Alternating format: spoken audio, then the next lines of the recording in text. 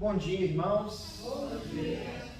Muito bem, estamos reunidos mais um domingo para cultuarmos o nosso Deus.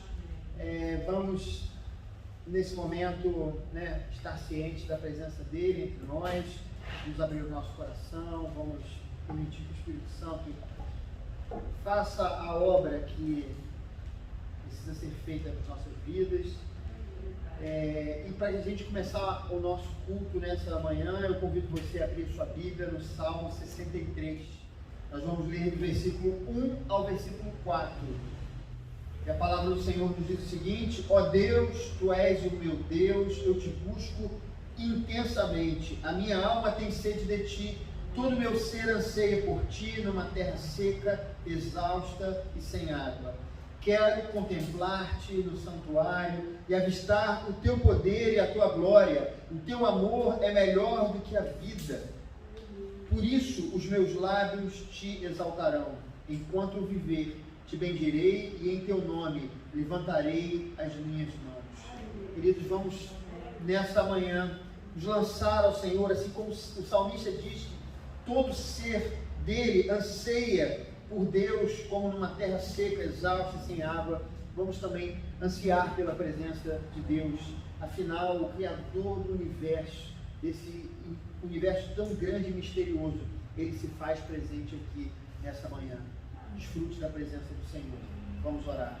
Pai amado, Pai querido, nosso coração anseia pela Tua presença. Por isso nós pedimos que Tu possas de fato estar conosco. Senhor, perdoa os nossos pecados, perdoa as nossas falhas, Senhor Deus, para que nada impeça a ação do Teu Espírito Santo entre nós. Que o Senhor possa se mover, transformar as nossas vidas aqui, que nós possamos sentir, Senhor Deus, o Teu agir entre nós. É o que nós pedimos, no nome de Jesus. Amém.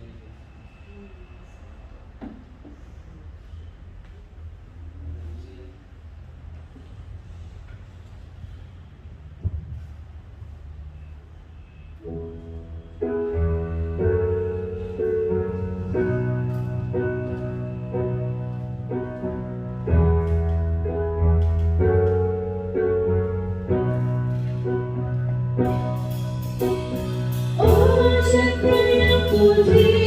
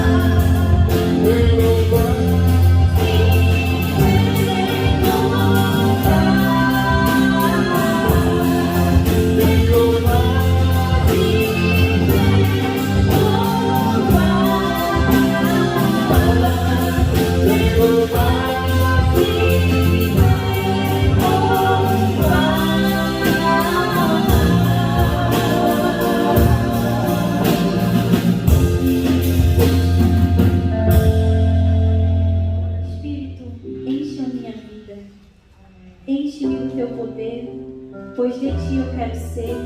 Espírito, enche o meu ser. Quando você se sentir vazio, triste, porque acontece, tem gente que acha que crente não se sente triste, mas sente. Só que a tristeza não é o nosso lugar de moradia. Então quando você se sentir assim, vem que está chegando, você fala assim: Senhor, Espírito Santo, enchendo minha vida. Cada dia mais, diminui o meu eu, que o teu Espírito me enche. Me esvazia de mim, me enche de ti. Então vamos declarar. Espírito, enche a minha vida. Espírito, enche a minha vida. Enche-me do teu poder, pois em ti eu quero ser. Espírito, enche o meu ser. De novo.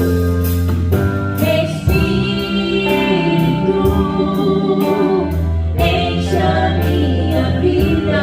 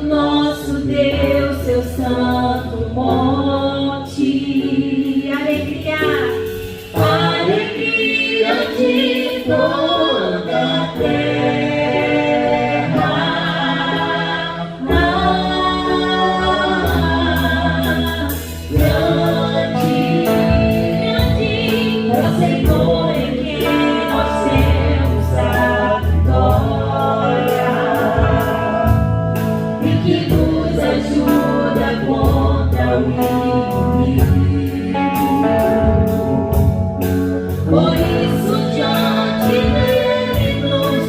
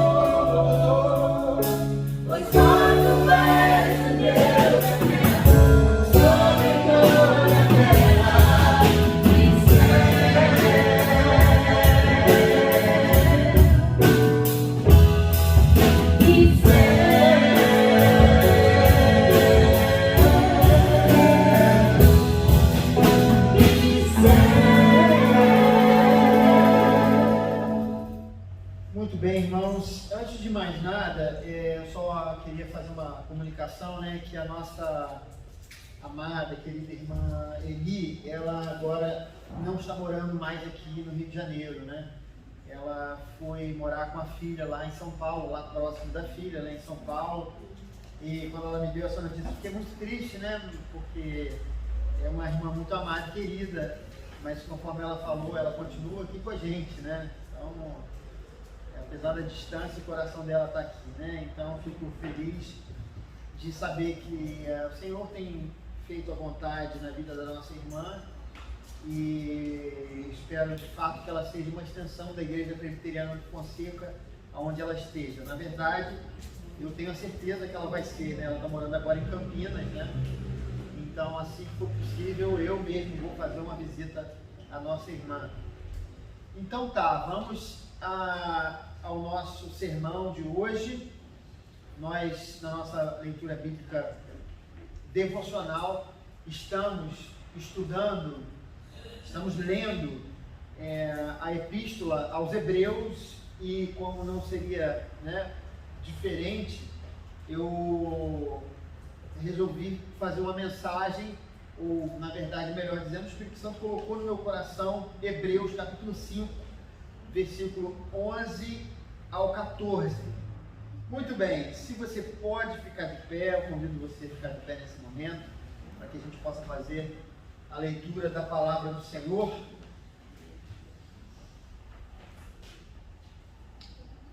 A palavra do Senhor nos diz o seguinte: quanto a isso, temos muito que dizer, coisas difíceis de explicar, porque vocês se tornaram lentos para aprender. Embora a essa altura já devessem ser mestres, vocês precisam de alguém que lhes ensine novamente os princípios elementares da palavra de Deus. Estão precisando de leite e não de alimento sólido. Quem se alimenta de leite ainda é criança e não tem experiência no ensino da justiça. Mas o alimento sólido é para os adultos, os quais, pelo exercício constante, tornaram-se aptos para discernir tanto o bem quanto o mal. Amém. Vamos orar. Senhor, nós pedimos que o Senhor, que o Espírito ilumine o nosso entendimento, que o Senhor possa me abençoar agora como instrumento em Tuas mãos para trazer essa mensagem ao povo de Deus que se reúne aqui nesse local. Nós pedimos que o Senhor possa me guiar nesse momento e que Teu Espírito Santo possa aplicar, Senhor Deus, essas verdades aos nossos corações. Precisamos de Ti nesse instante, no nome de Jesus. Amém. Os irmãos podem se assentar.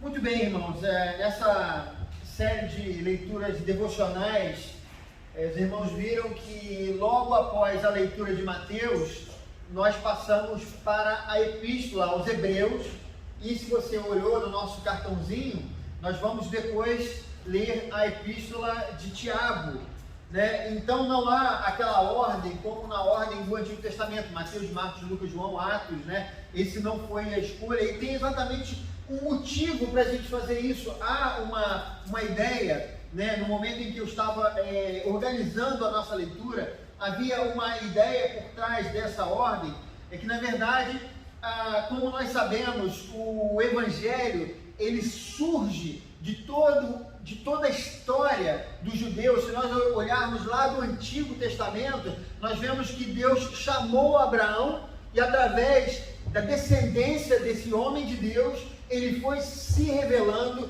e ele foi prometendo a vinda daquele que salvaria a humanidade dos seus pecados. Quando Jesus aparece, ele aparece exatamente no contexto do judeu, não no contexto dos romanos, não no contexto dos gregos, mas exatamente no contexto de um país que não tinha muita importância naquele momento, no início, lá no final, né, da era, no início, um pouco antes da era cristã, né, aproximadamente no ano 7, de 7 a 4 anos antes de Cristo foi quando Jesus nasceu. Então Jesus nasce exatamente dentro desse contexto. Mateus, quando ele começa a escrever o seu evangelho, havia um objetivo. Ele escreve para os judeus, ele escreve para evangelizar os judeus, ele escreve para demonstrar que Jesus era o Messias prometido, a personificação de tudo aquilo que havia sido prometido a respeito dele. Jesus era exatamente aquele que fazia com que tudo fizesse sentido, né? Então, Mateus, ele escreve com o objetivo de informar isso aos judeus. A Epístola aos Hebreus também tem um destinatário, e esse destinatário são os judeus que haviam se convertido. É como se fosse uma continuidade do primeiro trabalho feito pelo evangelista Mateus. E ele então escreve com o objetivo de informar coisas importantes para aquele povo que, com toda a sua cultura judaica que ele trazia, eles haviam naquele momento se convertido. Então, o autor de Hebreus tem um importante objetivo: ensinar a superioridade de Cristo frente aos elementos do Antigo Testamento, já que aquelas pessoas, eles eram judeus, eles haviam nascido dentro daquele contexto, e Jesus também nasceu dentro desse contexto judaico. A intenção desse autor, que nós não sabemos exatamente quem era, no passado diziam que era o apóstolo Paulo, mas obviamente não se parece com os escritos do apóstolo Paulo. A gente não sabe o autor, mas o que importa é que esse homem foi inspirado por Deus para mostrar a essas pessoas que Jesus Cristo era muito maior do que tudo aquilo que aquelas pessoas, que os descendentes de Abraão, os hebreus, tinham com o Antigo Testamento. Então, conforme nós lemos no livro, os ensinos desse autor são os seguintes: ele mostra a superioridade de Cristo frente a todos os elementos do Antigo Testamento. Por exemplo, ele diz que Cristo é superior aos anjos. É um ponto importante que ele diz para aquele povo. Jesus não era um anjo, Jesus não era uma criatura de Deus, Jesus era o próprio Deus. Depois ele ensina também que Cristo, ele é semelhante aos homens. Então ele está ensinando para esse povo que primeiro Jesus é Deus, depois ele ensina que Jesus também é homem. E depois ele coloca um assunto muito importante e muito delicado para os judeus, dizendo que Jesus era superior a Moisés. Mas como assim? O judeu podia estranhar aquilo, mas na verdade o que ele está dizendo é que Jesus não é como Moisés, Jesus não é o segundo Moisés, mas Jesus está acima de Moisés, porque Moisés foi tão somente um representante do Senhor aqui na terra, enquanto Jesus é o próprio Deus aqui na terra. E ele depois aborda também, nós lemos isso essa semana, ele fala sobre o sábado do Evangelho, que é, resumindo, é a salvação do cristão. E esse sábado proposto pelo Evangelho, ele é superior ao sábado do Antigo Testamento. E continuando, ele também fala que como sumo sacerdote, Jesus é superior ao sacerdócio de Levi, a tudo aquilo que representava o sacerdócio. Jesus também era sacerdote, apesar de não ser da tribo de Levi, ele era da tribo de Judá, e ele era um sacerdote acima dos sacerdotes que vinham da tribo de Levi. E por último, ele fala sobre o sacrifício de Cristo, que era superior ao sacrifício do templo. Aquilo que Jesus fez é um sacrifício pleno, completo, que não precisava ser feito e refeito, diferente do sacrifício do Antigo Testamento, que ele precisava ser feito a cada período de tempo. Tudo isso ele ensina nessa carta aos Hebreus. Mas pode ser, queridos, que isso tenha sido algo muito difícil para os judeus. Os judeus talvez tenham tido bastante dificuldade de entender esse importante ensino dessa carta aos Hebreus. E é aqui, irmãos, que nós nos encontramos no texto que nós estamos pregando hoje. O autor, ele faz uma exortação aos crentes de origem judaica. E no versículo 11, ele fala o seguinte, aqui ele diz, versículo 11, quanto a isso, temos muito que dizer, coisas difíceis de explicar, porque vocês se tornaram lentos para aprender. E, irmãos, por ser uma carta aos Hebreus, talvez essa fosse uma tarefa extremamente difícil para essa pessoa que escrevia essa epístola. Isso porque os judeus, eles eram muito arraigados às suas tradições, então falar algumas coisas para eles era difícil, não era fácil deles entenderem, porque a tendência que eles tinham era de judaizar o Evangelho, era fazer com que tudo referente ao Evangelho se curvasse diante dos elementos do judaísmo. E eles tinham as tradições deles que vinham de séculos e séculos, eles também tinham todo o legado do Antigo Testamento que eles aqui representavam. E o que esse autor está dizendo, quando ele diz assim, quanto a isso, se nós observarmos esse texto, ele está falando de um assunto que precede a esse exato trecho que nós falamos aqui. Ele está falando sobre o sacerdócio de Jesus, que é da linhagem de Melquisedeque, ou seja, é algo especialmente difícil para eles, porque o que o autor está dizendo é que Jesus não é da mesma linhagem de Arão, não é da mesma linhagem da tribo de Levi, mas o sacerdócio que Jesus, a linha sacerdotal de Jesus é da ordem de Melquisedeque. E se nós formos olhar lá atrás em Gênesis, Melquisedeque é tão somente uma pessoa enigmática, mas o que nós sabemos é que Abraão, antes de existir Levi, antes de existir povo de Israel, reconheceu a autoridade espiritual desse homem, reconheceu que esse homem tinha um relacionamento com Deus, ele era rei e sacerdote de uma cidade chamada Salém, possivelmente Jerusalém, que se tornou posteriormente como Jerusalém. E esse homem, ele tinha reconhecidamente por Abraão um relacionamento com Deus. Abraão, ele entendeu a grandeza desse homem, tal foi a compreensão dele que ele levou os dízimos para ofertar a esse homem, para entregar esses dízimos a esse homem. Então, era muito difícil dessas pessoas aqui da carta entenderem que Deus, na verdade, antes de chamar o povo de Israel, havia chamado a humanidade. E Melquisedeque é exatamente essa representação de Deus, que não é tão somente, exclusivamente para o povo de Israel, mas Jesus Cristo, a sua obra na cruz do Calvário, já visava toda a humanidade, e a misericórdia de Deus pensava de tempos em tempos pessoas como Melquisedeque, pessoas como Jó e outros na Bíblia que nós vemos, pessoas que foram pensadas por Deus. Deus se revelou a essas pessoas e Deus se importa com isso. É uma mensagem bíblica, se importa com a humanidade a ponto de posteriormente enviar o seu filho. Jesus então é sacerdote segundo a ordem de Melquisedeque. Possivelmente isso era o que havia de dificuldade na compreensão dessas pessoas. E aí o texto continua no versículo 12, quando diz: embora a essa altura já devessem ser mestres, vocês precisam de alguém que lhes ensine novamente os princípios elementares da palavra de Deus. Estão precisando de leite e não de alimento sólido.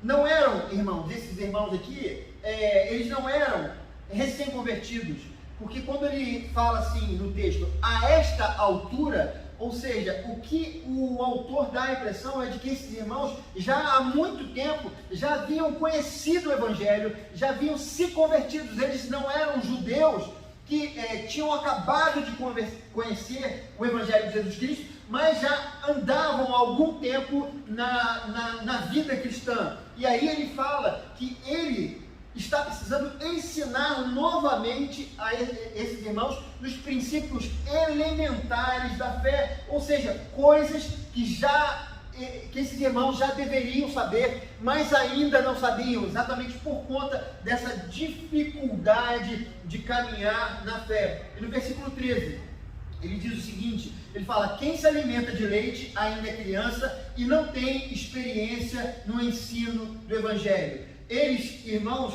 estavam suscetíveis, eles eram como criança. O que é uma criança senão aquela que não consegue discernir entre o bem e o mal? Se chega uma pessoa com uma intenção ruim, com o desejo de fazer o mal à criança, a criança simplesmente está indefesa, porque ela não sabe se defender, ela não sabe nem compreender às vezes que aquela pessoa está com uma intenção ruim sobre ela. Então ele usa essa linguagem para dizer que esses irmãos estavam suscetíveis a qualquer tipo de coisa que pudesse vir sobre eles, suscetíveis a todas as correntes contrárias ao Evangelho e a qualquer opinião doutrinária e sem fundamento.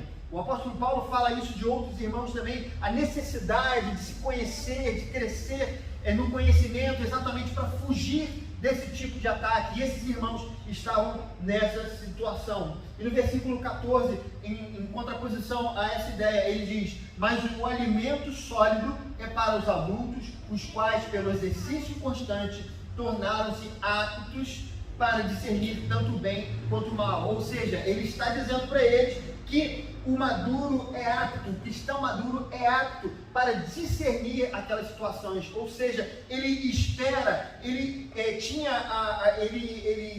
a expectativa de que aqueles irmãos eles pudessem crescer para que eles andassem sozinhos, né? É muito comum a gente ver hoje em dia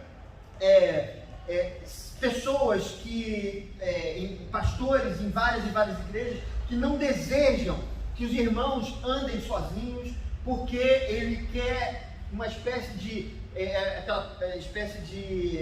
estar sobre, tem uma palavra que se usa que estar sobre a guarda, não é exatamente essa palavra, mas está sob a cobertura, né, de uma pessoa, quando na verdade não é sobre pessoas que nós estamos sob a cobertura, mas sim pelo Espírito Santo. Quando nós conhecemos a palavra, quando nós vivemos o Evangelho, então nós podemos estar sob a cobertura de Deus e não sob a cobertura de homens, porque os homens são falhos, os homens não têm poder para guardar ninguém, para livrar ninguém, nem para conduzir ninguém para Jesus Cristo. Sim, o Espírito Santo, ele é capaz disso. O que nós fazemos num discipulado é somente mostrar o caminho, mas toda a condução é feita por si só, por você mesmo, a partir do momento em que você se torna alguém maduro e caminha sendo guiado pelo próprio Espírito de Deus. Queridos, o que se vê nesse texto é que o autor, ele expressa importantes realidades básicas da fé. Quando a gente lê esse texto, nós percebemos algumas coisas que são muito importantes para a nossa fé. E a primeira coisa delas, nós vemos aqui: toda vida cristã normal é caracterizada por crescimento sadio. Esse é um ponto, né? Ele fala quando ele fala no versículo 12, embora a esta altura, ou seja, havia uma expectativa de que essas pessoas tivessem um crescimento, né? Se a gente for olhar todo o processo que acontece com um bebê, né? Processo de alimentação, que é importante para o desenvolvimento dele. Qual é o processo? Ele começa com a amamentação, correto? Depois ele passa para o quê? Para papinha, né? Aquele alimento que é amassadinho, né? Eu até hoje gosto fazendo aquelas papinhas, né? Os meus filhos. Depois eles passam o quê? Para pequenas porções de comida sólida, né? E depois está liberado, né? Até que se torna alguém como João, por exemplo, né? Que toda vez que eu vou no mercado eu fico desesperado, né? Que o bichinho está comendo bem, graças a Deus. Isso é sinônimo de saúde e sinônimo que ele está crescendo saudavelmente, correto? Porque esse é o processo da vida. A gente vai envelhecendo, a gente vai deixando de comer, né? É mais ou menos assim, é o meu caso. Já como bem menos do que eu comia quando eu tinha a idade do João, por exemplo, né? Mas esse é o processo de crescimento, né? A partir do momento que o corpo vai se tornando forte o suficiente, ele vai se tornando adulto e vai consumindo alimentos adequados à sua idade. Estaria errado, irmão, se alguém, né, começasse o seu processo, né, ali de alimentação, ali, como bebê, fosse amamentado, depois passasse para o período de papinha, depois permanecesse na papinha para o resto da vida, né? Teria alguma coisa errada. Se fosse, por exemplo, João estaria mirrado, né? Fraquinho, pequeno, ele não teria desenvolvido, porque o alimento não seria suficiente para ele. E errado também seria se logo após a amamentação a criança fosse apresentada uma feijoada, com tudo, com focinho de porco, com orelha de porco, com linguiça, com paio, né, com rabo de porco, aquela coisa, né, que muitos irmãos gostam muito, aquela comida pesada, né, mas uma delícia. Mas uma criança, dependendo da idade, se comer uma alimentação dessa, pode até morrer, né? Porque o corpo não está preparado para aquele tipo de alimento pesado. Há uma fase que precisa ser respeitada. O que acontece aqui com esses irmãos hebreus é que eles, na verdade, eles não estavam desenvolvendo da maneira correta. O corpo espiritual deles, digamos assim, estava debilitado, porque eles continuavam na fase do leite, eles continuavam na fase da amamentação, e eles não haviam progredido, ou seja, espiritualmente eles estavam mirrados, eles estavam fracos, eles estavam suscetíveis a todo tipo de problema. Há uma outra igreja no Novo Testamento que o apóstolo Paulo fala em 1 Coríntios capítulo 3, versículo 1 a 3, esses irmãos, eles eram novos na fé, eles não estavam há muito tempo, eles não tinham conhecido o Evangelho há muito tempo, mas eles, como eles eram descendentes lá dos gregos, então eles achavam que aquele alimento espiritual que era dado dos apóstolos, que eram os fundamentos da fé, que eram coisas simples, que eles já estavam prontos para ir direto com uma feijoada, digamos assim. Eles diziam, não, Paulo só ensina coisa que não presta para a gente, coisas simples, a gente não quer isso. Pedro só ensina também coisa que eu não quero ouvir, eu quero ouvir coisas profundas sobre Deus. É como se eles estivessem saindo ali da papinha e indo para a feijoada. Mas o que o apóstolo Paulo fala é que, na verdade, eles estão agindo como mundanos dessa forma, porque eles não estão prontos para receber alimentos sólidos, eles precisavam ainda conhecer os rudimentos da fé. E aí o argumento dele é se vocês estivessem prontos, vocês não estariam tendo confusão entre vocês, briga entre vocês, discórdia entre vocês, porque se vocês fossem pessoas espirituais, se vocês estivessem fortes e firmes na fé, vocês estariam lidando uns com os outros de uma maneira diferente, né? Porque a pessoa que é sólida na fé não age como vocês estão agindo. Queridos, uma coisa importante que nós precisamos saber: conversão não é a aquisição de um conhecimento místico. Ou seja, a partir do momento em que eu me converto, eu não me torno imediatamente alguém espiritualmente elevado, alguém com um status, com uma estatura já perfeita. Não é assim que a coisa acontece. Conversão, amados, é o início de um relacionamento, e todo relacionamento pressupõe o quê?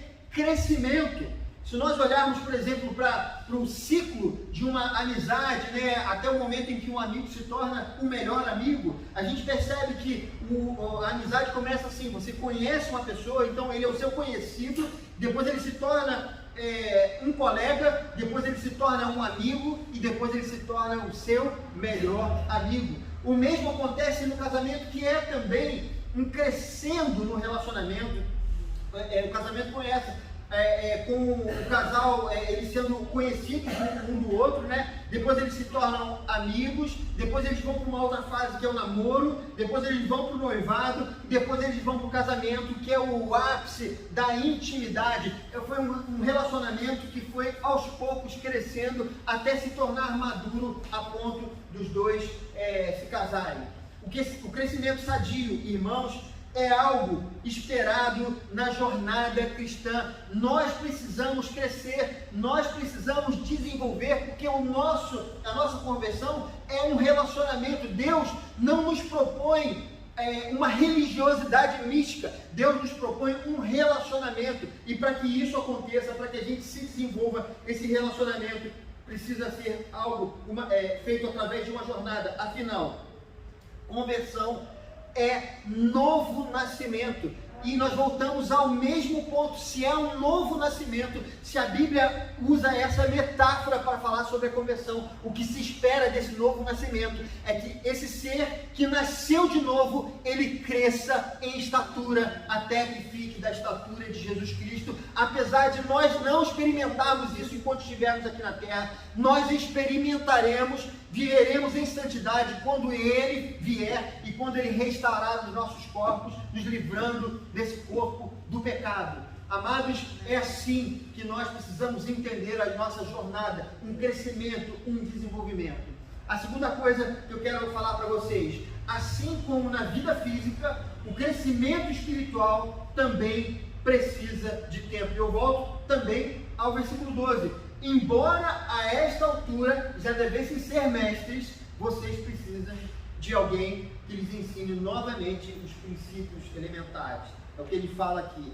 Embora a essa altura vocês já devessem ser mestres. Ou seja, há uma ideia, queridos, de um crescimento que leva tempo.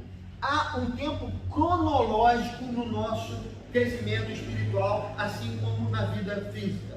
Há um ditado, irmãos, que diz o seguinte: você deve conhecer, ninguém nasce pronto, né? E essa é uma grande realidade. Não há ninguém que já nasça exercendo todos os talentos, a não ser a criança nasce para chorar, né? Basicamente, né? Ela nasce ali e começa a chorar. É a única coisa, mas a vida dela não está pronta ainda. Os dons, os talentos, né? O seu corpo físico, a sua psique ainda não foi formada, ele continua nesse processo de desenvolvimento.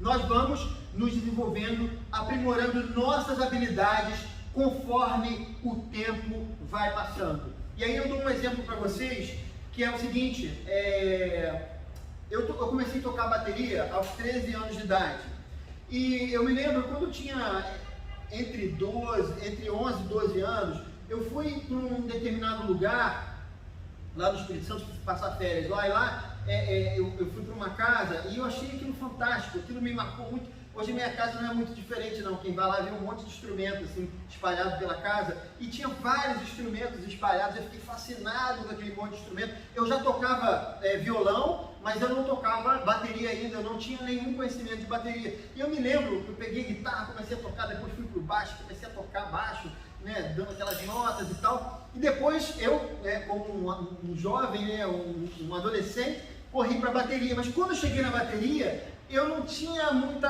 habilidade, eu não sabia como se tocava a bateria. Eu me lembro até hoje, eu sentado no banco da bateria sem ter a mínima noção do que eu faria ali. Eu não sabia nem como fazer um mínimo movimento, né? O que nós chamamos de fazer uma batida simples, né? O que nós chamamos na bateria. Eu não sabia fazer nenhuma batida simples sequer. Mas quando, um tempo depois, um ano depois aproximadamente, eu comecei a me interessar pelo instrumento, ouvindo música, e aí eu comecei a prestar atenção na bateria, e logo eu arrumei umas latas e juntei umas latas e comecei a praticar naquele monte de lata. Se nessa época tivesse YouTube, vocês iam ver meu vídeo viralizando, tocando lata, igual com bateria, como a gente vê esses vídeos, né, hoje em dia. Então era mais ou menos o que acontecia, vocês já viram por aí, aconteceu também comigo. Então juntei aquelas latas, comecei a tocar, depois os meus pais compraram uma bateria pequena e eu continuei estudando, até que em um determinado momento eu me tornei um profissional da música. Mas o que é interessante é que nesses mais de 30 anos que eu toco bateria, não sei, eu já perdi a conta aqui, irmãos, mas são mais de 30 anos, pelo menos, acho que uns 35 anos de profissional e mais uns 4 ainda antes de eu me tornar profissional, aproximadamente isso. Depois eu faço as contas direito. Mas nesse tempo todo, o que é interessante é que o meu conhecimento hoje é maior do que o conhecimento que eu tinha aos meus 20 e aos meus 30 anos de idade.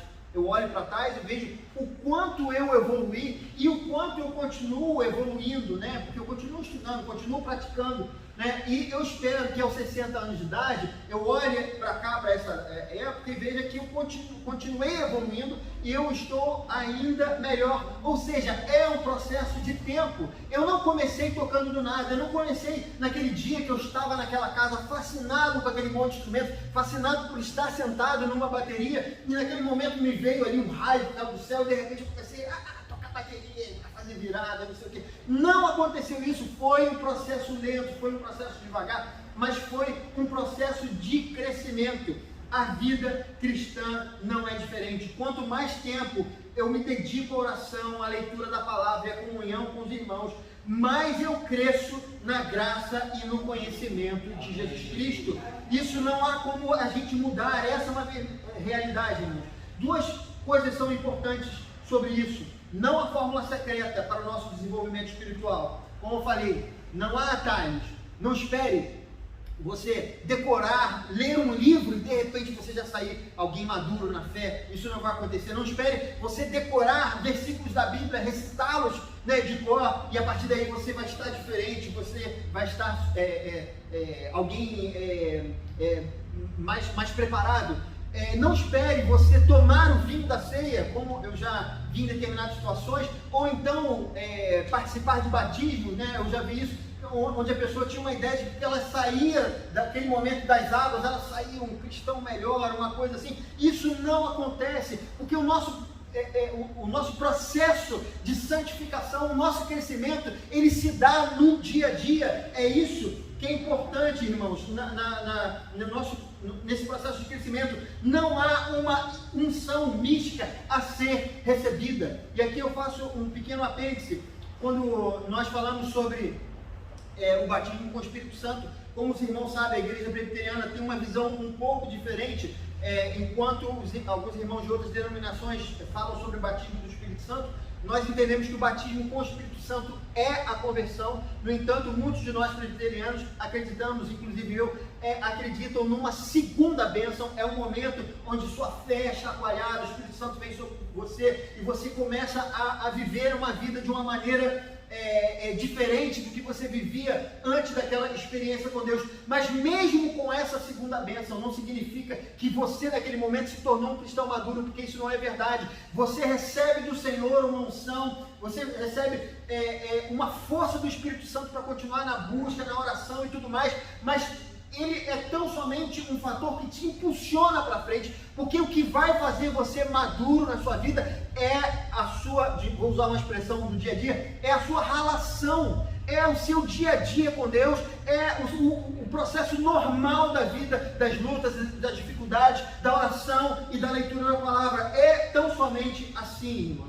Isso porque toda sorte de bênçãos na região celestial em Cristo Jesus você já recebeu antes da fundação do mundo. Em Efésios 1:3 nos diz isso, estou parafraseando o apóstolo Paulo. Você já recebeu tudo isso. Então o que nos falta é, na verdade, desenvolver a nossa vida aqui, é crescer, é caminhar em direção a Jesus Cristo. Não será com os braços cruzados, não será você simplesmente se negando a entender determinadas partes das Escrituras, se negando a viver determinadas coisas que a Bíblia nos diz que nós precisamos viver. Não será assim que você crescerá, irmãos. Será, vou usar de novo a expressão, será na relação, será no dia a dia, será você construindo todos os dias o seu caminho em direção a Jesus Cristo.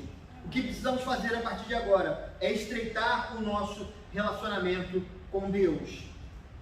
E você não vai se aproximar dele gastando mais tempo, queridos, com outras coisas, né? As pessoas às vezes gastam bastante tempo nas novelas, nas séries do Netflix, né? Maratonando as séries, né? O Facebook olhando quem não casou da sua turma de 1984, né? Enfim, essas coisas que nós fazemos, que às vezes nós gastamos tempo, horas, às vezes, né? Em coisas como essas, mas a gente não para nem para ler um pouquinho as Escrituras, não para nem um pouquinho para a gente orar. Isso é realmente complicado, isso faz com que a gente fique atrofiado na fé. Terceiro e último ponto, irmãos.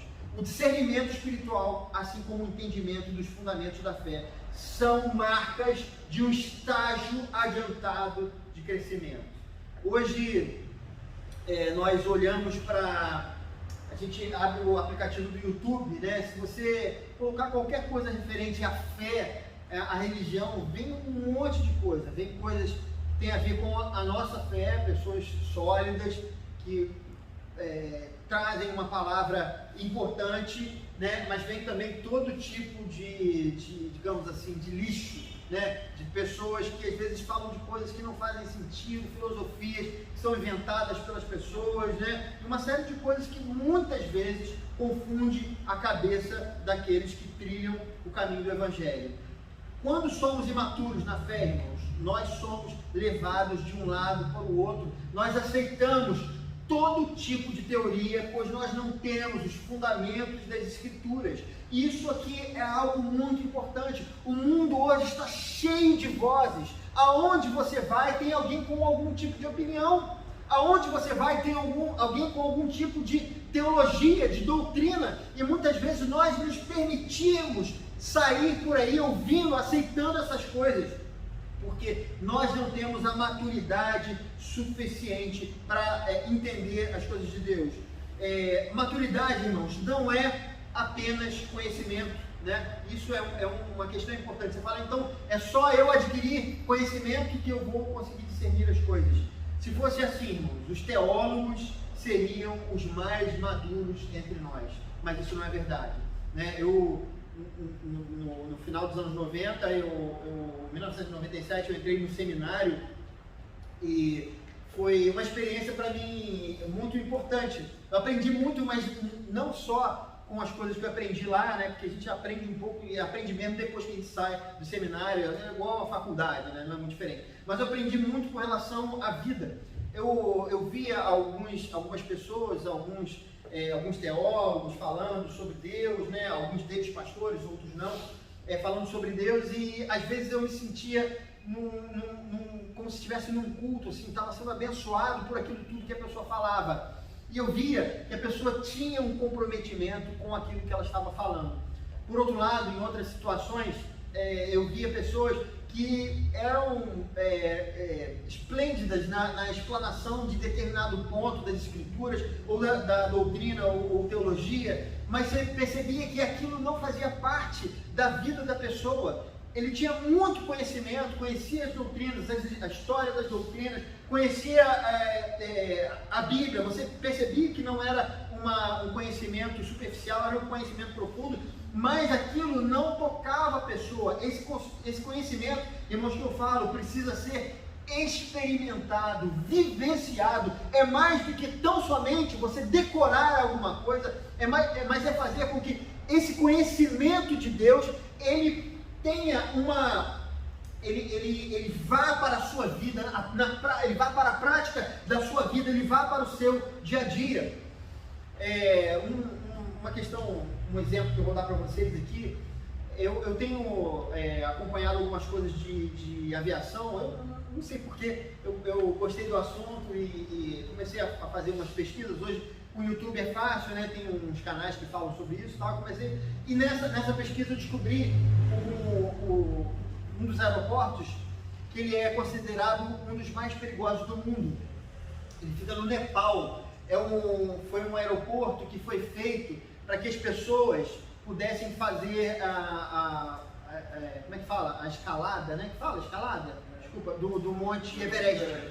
Exato. E aí, ele foi feito num lugar, porque naquele lugar não tem lugares planos, é só montanha. Eles escolheram um lugar que era mais ou menos plano para construir o aeroporto, só tinha ali para o aeroporto ser construído. E a coisa interessante nesse aeroporto é que quando o avião desce, quando o avião faz o pouso, vai pousar, ele pousa numa pista que é uma subida. É muito estranho. E são 500 metros que essa pista tem de subida. Se o avião não parar nesses 500 metros, ele bate no pé da montanha, porque não tem para onde ir. E quando o avião decola, ele vai para o lado oposto e ele desce essa pista. E se ele decolar, decolou. Se não decolar, são 700 metros até o chão, entendeu? É um aeroporto perigosíssimo. E eu fiquei muito curioso com aquele aeroporto, né, que era um tanto quanto estranho, e comecei a fazer outras pesquisas. Eu falei, como é que é o pessoal de lá, como é que são as vilas e tudo mais? E nesse período de YouTube, né, você tem tudo. Tem pessoas que gravaram lá, então eu vi algumas imagens das pessoas passeando por aquela vila de 1.200 pessoas. Aquele lugar não existia antes do aeroporto, né, e era um lugar, para você ter uma ideia, você chegava lá, a única maneira de você chegar ou é de avião ou 10 dias de caminhada, você não tem estrada, para você chegar naquele lugar. Então eu fiquei, como é que são as pessoas e tudo mais? E aí uma pessoa com uma câmera foi mostrando. E aí eu achei até um lugar com uma certa similaridade com Búzios, né? Rua de pedra, e aí você tinha restaurante, loja de roupa e café, né? Aqueles cafés. Tinha até, você vê lá no Nepal, lá nas alturas, mais de 2.000, quase 3.000 metros de altura que fica esse aeroporto, tinha até mesmo um Starbucks, pra você ter uma noção, né? No meio daquele lugar distante. E eu falei essa semana passada, eu falei pra Glaucia, falei, pô, Glaucia, você tinha uma vontade de ir lá, conhecer aquele lugar. Por que eu tenho vontade, né? Porque saber sobre Lukla, que é o nome do aeroporto, o nome do lugar, saber sobre Lukla não é o mesmo que estar em Lukla. São coisas completamente diferentes. Você pode saber onde fica a lojinha, saber como você anda por lá, mas você não sabe o cheiro, você não sabe a temperatura, você não sabe como são as pessoas. Esse tipo de impressão você só tem quando você está naquele lugar. É um conhecimento que você tem, não somente intelectual, mas é um conhecimento que você tem a partir do momento que você está presente e conhece aquele lugar, experimenta aquele lugar. Queridos, eu queria trazer isso para o nosso assunto, dizer que saber sobre Deus não é o mesmo que conhecer a Deus e se relacionar com Deus. Na verdade, irmãos, nós só atingimos o discernimento e o entendimento das questões fundamentais da nossa fé a partir do momento em que nós andamos com Deus. Não é lendo um livro sobre Deus, não é descrevendo Deus em categorias filosóficas, mas é se relacionando com Deus. Esse conhecimento é um conhecimento que está estendido para qualquer pessoa, porque caso contrário, somente os inteligentes poderiam dizer que conheceriam a Deus, mas esse conhecimento é um conhecimento, queridos, que está disponível para cada um de nós, não importa se somos extremamente inteligentes ou se somos normalmente inteligentes como eu, não importa. O que importa é que esse conhecimento é dado a todos aqueles que querem se relacionar com Deus, aqueles que querem experimentar a Deus. A maturidade que vem da proximidade nos ajuda a discernir entre o certo e o errado, entre a voz bondosa do Senhor e a sedutora voz de Satanás. E, amados, quando nós não conhecemos a voz do Senhor, quando nós não nos relacionamos com Deus, nós vamos achar que é a voz de Satanás, que é uma voz muito bonita, muito bem apessoada, não tem voz de assustado, né? não tem chifre, não tem tridente na mão. A voz de Satanás muitas vezes pode se parecer com a voz de Deus, e quando nós nos relacionamos com Deus, nós temos o discernimento para dizer: arreda Satanás, sai daqui Satanás, em nome de Jesus, porque nós vamos saber por experiência própria que aquela voz se parece com a voz de Deus, mas nós conhecemos a voz do bom pastor. Nós precisamos ter isso em mente. Eu gostaria, irmãos, de finalizar a mensagem dizendo 4 coisas que fazem com que nós nos tornemos cristãos maduros. E a primeira delas, nós precisamos de nos ocupar regularmente com a palavra de Deus. A nossa igreja tem dado ênfase na leitura da palavra. Se você não começou, se você que está na sua casa nesse momento não começou, essa é uma exortação que eu faço a você.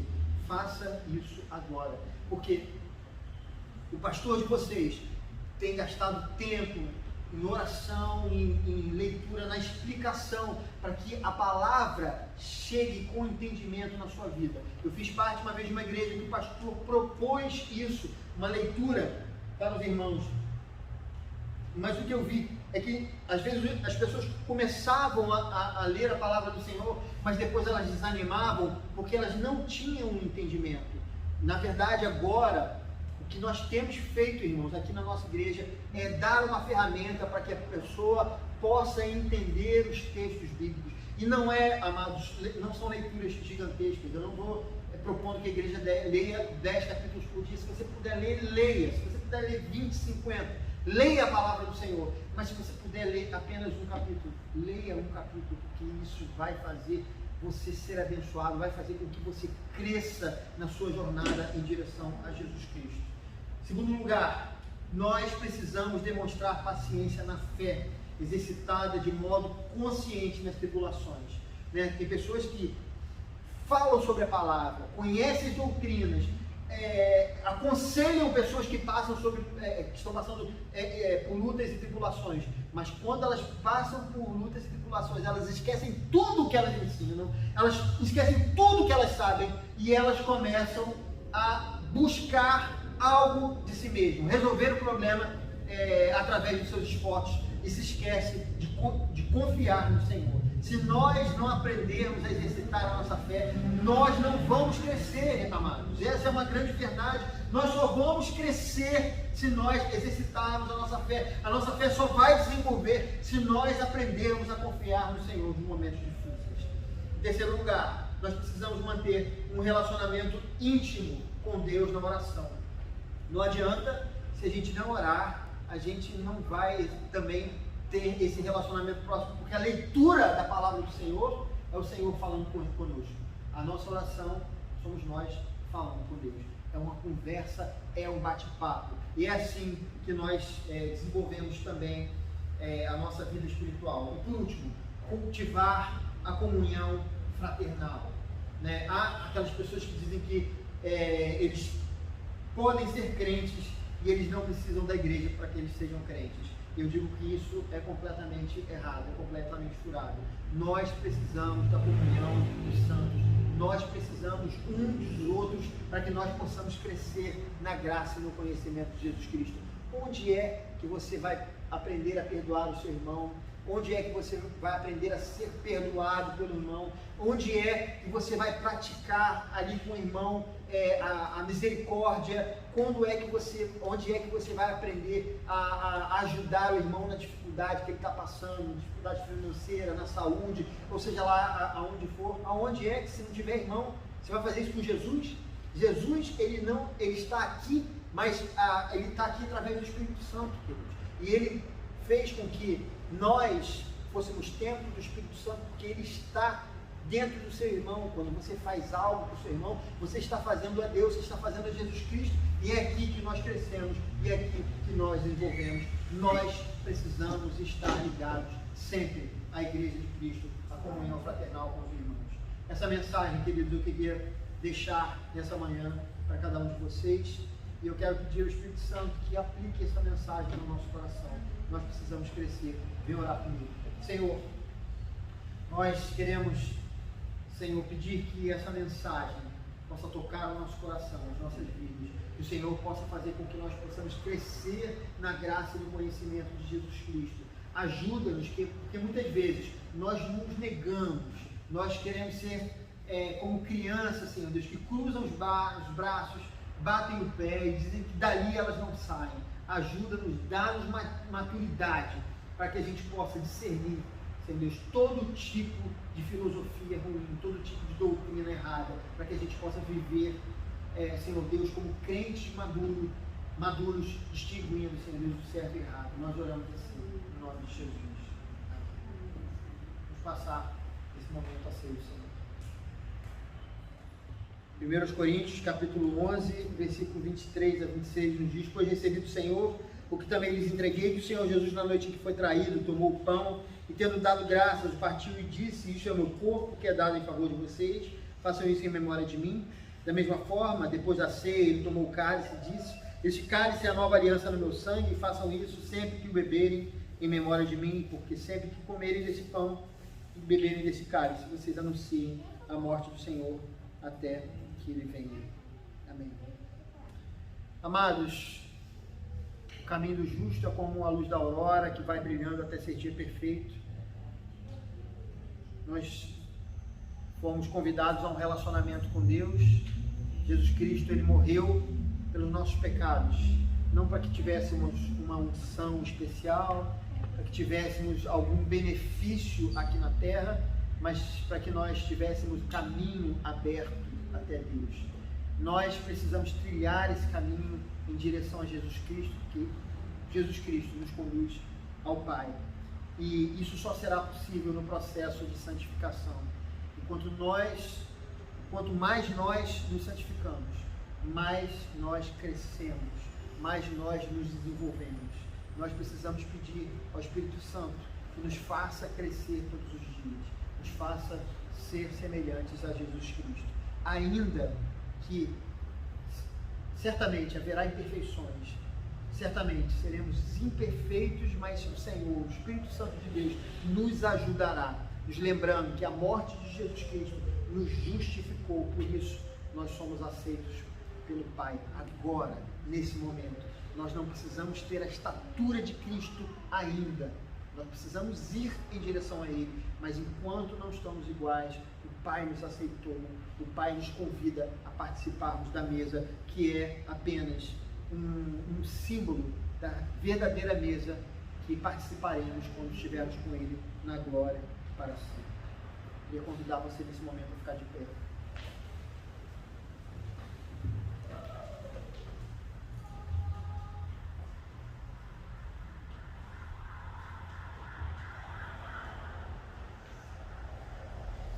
O Senhor Jesus, na noite em que foi traído, tomou o pão e, dando graças, o partiu e deu aos seus discípulos, dizendo: tomai e comei, isto é meu corpo oferecido por vós. Fazei isso em memória de mim.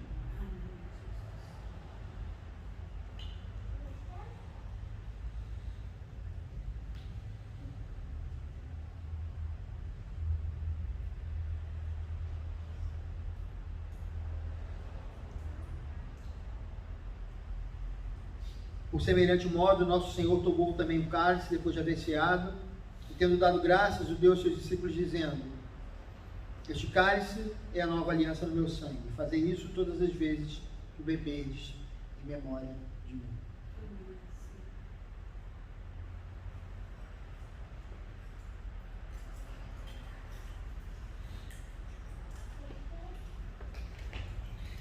Pai amado, Pai querido, nós queremos te agradecer pela bênção, Senhor Deus, de podermos participar da ceia do Senhor. Nós oramos nesse momento, pedindo que a Tua graça esteja sobre as nossas vidas, porque muitas vezes nós erramos, muitas vezes nós nos desviamos, Senhor Deus, do caminho, mas a gente não quer perder de vista, Senhor Deus, nunca a nossa salvação em Jesus Cristo. O Senhor já garantiu a nossa salvação, por isso nós queremos andar de acordo com essa salvação que o Senhor nos deu, essa salvação que foi recebida por nós. Nós oramos para que o Senhor nos fortaleça nas dificuldades, nos fortaleça nas lutas, e que o Senhor nos ajude a crescer, a desenvolver, Senhor Deus, para que, de fato, a nossa vida na nossa vida a gente saiba discernir o bem e o mal, para que a gente saiba discernir o que é a sua voz e o que não é a sua voz. Ajuda-nos, Senhor Deus, porque esse é um processo que todos nós estamos tendo, todos nós estamos fazendo, todos nós estamos em crescimento, indo em direção a Ti. Por favor, nós pedimos isso. Guarda-nos, esteja conosco em toda e qualquer situação, no nome de Jesus. Amém. Algum aniversariante, alguma coisa? Vamos continuar orando, irmãos. Pai amado, nós pedimos que o Senhor possa abençoar essa comunidade, essa igreja. Nós oramos para que o Senhor possa guardar cada um desses irmãos, livrá-los de todo o mal, Senhor Deus. Livra-nos, Senhor Deus, das doenças, livra-nos da violência urbana, Senhor Deus. Pai, dá prosperidade, Senhor Deus, a cada irmão, Senhor Deus. Dá prosperidade material, prosperidade, Senhor Deus, emocional, prosperidade espiritual a cada membro, Senhor Deus, da nossa comunidade. Faça com que nós possamos, Senhor Deus, crescer em comunhão. Senhor, livra-nos, Senhor Deus, de ser uma igreja, Senhor Deus, que não trabalha, uma igreja que não anda para frente, Senhor Deus, por favor, mas dá-nos corações sempre dispostos, Senhor Deus. Nós oramos assim. Nós pedimos que o Senhor possa também nos livrar do mal, as nossas ruas, os nossos bairros, Senhor Deus, por favor. Que o Senhor também pacifique a nossa nação nesse momento tão difícil e tão dividido. Que o Teu Espírito Santo possa conduzir para que a nossa nação esteja unida num momento tão difícil. Oramos pelos governantes, porque essa é a nossa obrigação, é a obrigação bíblica. Que o Senhor Jesus possa tomar conta, Senhor Deus, da nossa nação e dirigir os passos, Senhor Deus, dos governantes. Nós oramos a Ti nesse momento. Guarda-nos, leva-nos para a nossa casa, na Tua santa paz, e abençoe, Senhor Deus, o restante do domingo. Abençoe todos os irmãos que não puderam estar aqui presentes também, que a Tua bênção possa também alcançá-los. Nós oramos assim. Levante suas mãos nesse momento. E agora, irmãos, que a graça do nosso Senhor e Salvador Jesus Cristo, o amor de Deus, o nosso Pai, o ensino, a comunhão e as consolações do Espírito Santo estejam sobre todos os que aguardam a vinda do nosso Senhor Jesus Cristo. Amém e amém. Dê uma cotovelada carinhosa no seu irmão. Amados, aproveitando que está todo mundo aqui, só esqueci de um detalhe. No dia 1º de agosto, nós vamos ter um momento muito especial aqui na igreja. Nós temos alguns membros que nós vamos fazer a recepção deles aqui. E nós, são novos membros, né, no caso. E também nós vamos ter a profissão de fé de 2 pessoas. Então, na próxima ceia, no dia 1º de agosto, né, nós vamos fazer esse culto especial. Então, separe ele na sua agenda e esteja presente. Amém? Vai ser uma grande festa.